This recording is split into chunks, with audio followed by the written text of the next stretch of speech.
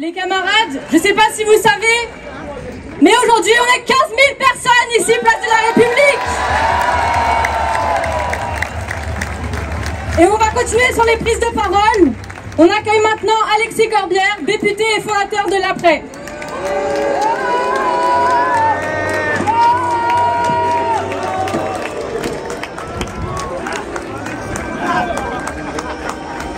Avec Daniel Simonet, mon ami, ma camarade, député de Paris, et Laurent Sorel. Merci pour les applaudissements et quelques-uns pour les huées.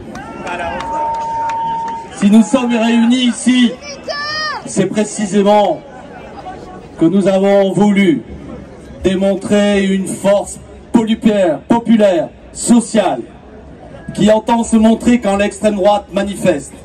Si vous l'avez jugé utile, si nous l'avons jugé utile, c'est que depuis le début de la semaine, il s'est passé quelque chose qui nous a troublés, comme dirait l'autre. C'est que celle qui était déclarée coupable se présentait comme victime. Et que dans cette volonté de retourner, de mettre tête par-dessus bord, la réalité, elle disposait de relais importants dans notre société, relais médiatiques, relais politiques. Donc si vous êtes là, c'est pour continuer à faire porter la parole. Qu'il n'est pas acceptable de détourner 4,1 millions d'euros d'argent public pour enrichir un petit clan.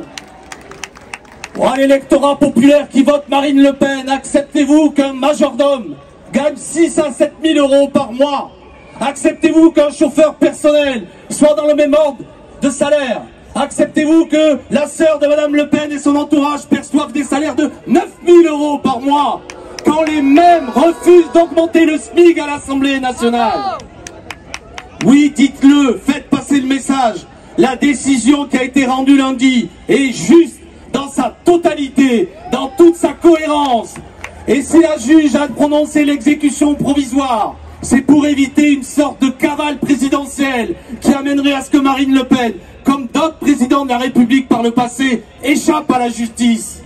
Il est donc bon que nous défendions et que nous ne donnions pas des points d'appui pour l'extrême droite pour se présenter comme quelque sorte victime d'une mesure injuste.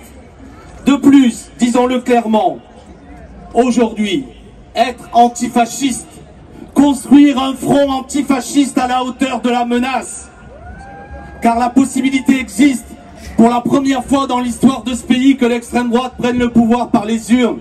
Amis et camarades, être à la hauteur du rendez-vous, de comprendre la dangerosité, c'est d'être unitaire. Notre calendrier politique est le suivant. La semaine prochaine, 12 avril, nous serons également présents à l'appel de la CGT et d'autres organisations pour continuer à faire porter la parole. Nous serons présents le 1er mai pour faire une manifestation massive. Un front antifasciste, cohérent, qui comprend la période à laquelle nous sommes, impose des candidats communs à l'occasion de la prochaine élection présidentielle. Un candidat qui porte le programme du nouveau Front populaire. L'enjeu n'est pas de savoir qui aura la plus belle tombe d'un cimetière électoral, mais l'enjeu est de construire un chemin d'union et de victoire. Candidature commune du nouveau Front populaire. Nous devons le faire, sans quoi l'adversaire passera, sans quoi l'extrême droite gagnera. Et ceux qui auront agité des drapeaux de sectarisme pleureront. Car écoutez bien,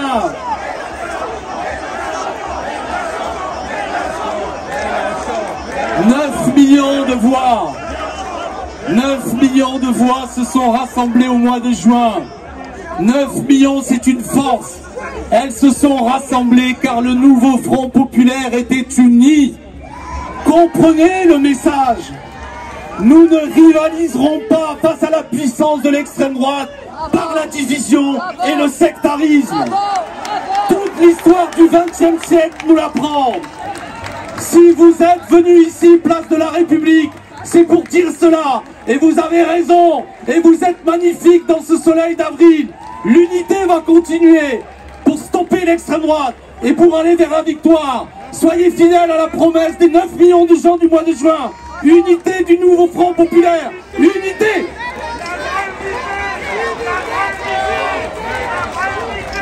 Ok les camarades, est-ce que vous êtes toujours chauds?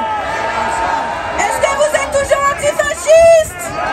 Est-ce que vous êtes toujours antiracistes? Ok, j'en ai pour 10 minutes si je les fais tous.